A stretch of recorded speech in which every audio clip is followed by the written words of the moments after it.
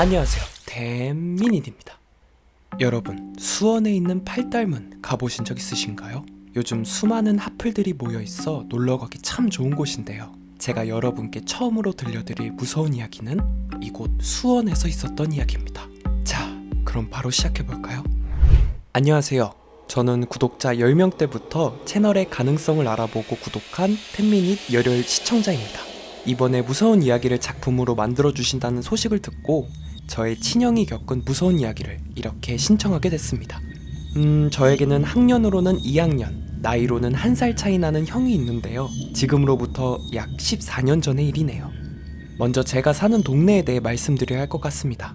당시 저희가 살던 동네는 화성행궁 쪽 주택가들이 모여있는 빌라촌이었어요. 아버지가 오랫동안 이곳에 사셔서 저희는 아주 어릴 때부터 동네 이웃분들과 인사와 안부를 물으며 가깝게 자랐습니다. 이곳은 꽤 오래된 동네라 고령이신 할머니, 할아버지들이 많으셨는데 인사성이 밝았던 저희 친형은 인사를 받아주시던 안 받아주시던 보이는 분들께 꼭 인사를 드리며 지내왔습니다. 학교가 끝나고 집 가는 길은 항상 비슷하잖아요. 그래서 하굣길에 인사를 나누는 분들은 정해져 있던 것 같아요. 이날도 형은 나름 정해져 있던 인사 루틴으로 마주치는 한 분 한 분께 인사를 드리며 집에 가는 중이었습니다. 안녕하세요. 아유, 그래, 날이 참 덥지? 네, 너무 더워요. 더위 조심하세요, 할머니. 이런 소소한 대화를 나누다 보면 가끔 맛있는 간식도 손에 쥐어주시곤 하셨습니다. 이렇게 골목을 따라 쭉 가게 되면 저희 집에 막 도착하기 전 골목 건물 2층에 사시는 할아버지 한 분이 계셨는데요, 이 할아버지는 자주 창가에 앉아 바람을 쐬며 시간을 보내는 분이셨습니다.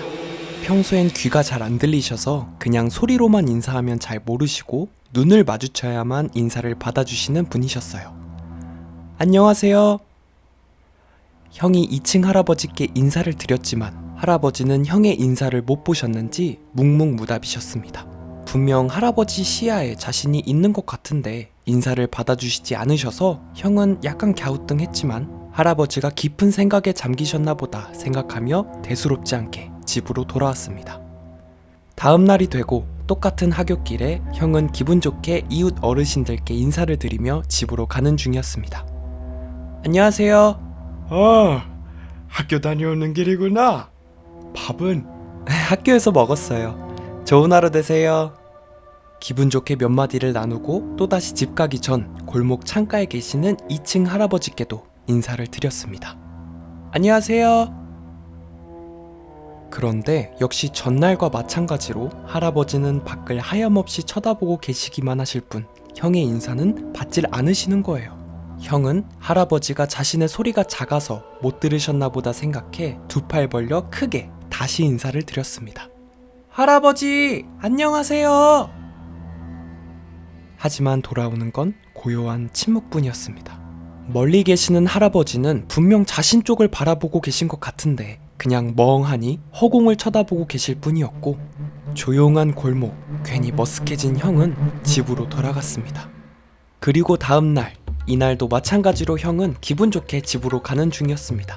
그러다 2층 할아버지가 계시는 골목 근처가 되니 어제 있었던 머쓱한 일이 생각나서 이번엔 인사를 드려야 하나 말아야 하나, 괜히 내가 귀찮게 하는 건가 싶었다고 해요.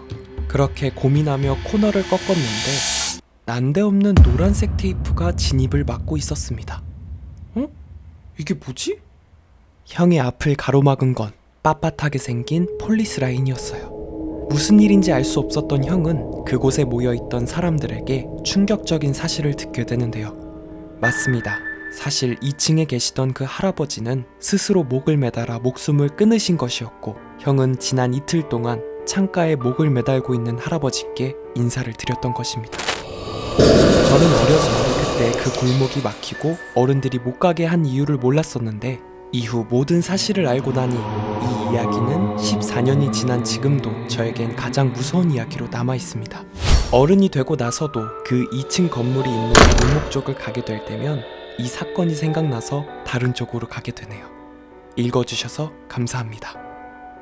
라고 구독자님께서 실제 겪으신 사연을 이렇게 보내주셨습니다.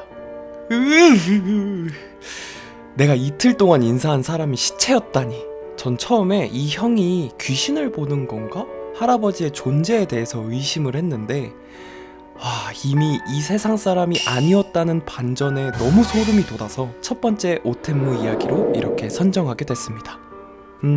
요즘에 노인 청년 할 것 없이 고독사 증가율이 계속 높아지고 있다는 거 알고 계신가요? 1인 가구가 증가하면서 점점 그 수가 더 많아질 거라고 하는데요. 이제는 이웃에 누가 살고 있는지 잘 알지 못하는 현실 속에서 우리가 무심코 지나치고 있는 일상 뒤편, 옆집, 아랫집 등 가까운 곳에 차갑게 식어가고 있는 누군가가 있을 수도 있다는 사실.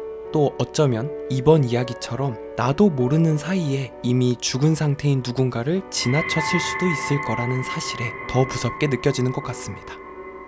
이건 약간 비하인드인데 제가 이번 공포 컨텐츠를 준비하면서 새벽에 작업을 많이 했거든요.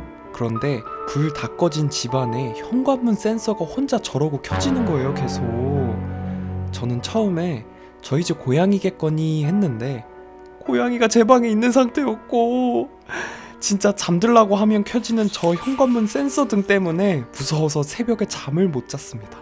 센서 등이 저러고 혼자 켜질 때 공포 유튜버들은 저걸 심령 현상으로 여기시던데 이 컨텐츠 설마 2층 할아버지가 자기 얘기 하시는 줄 알고 오신 건 아니겠죠? 근데 진짜 저렇게 무서운 와중에 유튜버라고 카메라부터 들이민 제 자신이 너무 대단한 것 같습니다. 이번 2층 할아버지 컨텐츠 외에도 다양한 공포 이야기를 구독자님들께서 보내주셨는데요. 정말 감사드립니다. 여러분들의 반응이 좋다면 이번 여름은 길 예정이니까 다른 사연들도 제가 잘 준비해서 영상 제작해 보도록 할게요. 정말 무서운 이야기들만 선정할 예정이라는 거 미리 말씀드리고요. 이번 영상처럼 자신의 이야기가 디지털 입체 작품으로 남길 원하시는 분들은 상시 모집 중이니 10미닛 인스타 DM 또는 아래 표시된 이메일 주소로 편하게 보내주시면 감사드리겠습니다. 선정된 분들께는 시원한 스타벅스 커피 쿠폰도 드리고 있으니까요. 많은 참여 부탁드릴게요.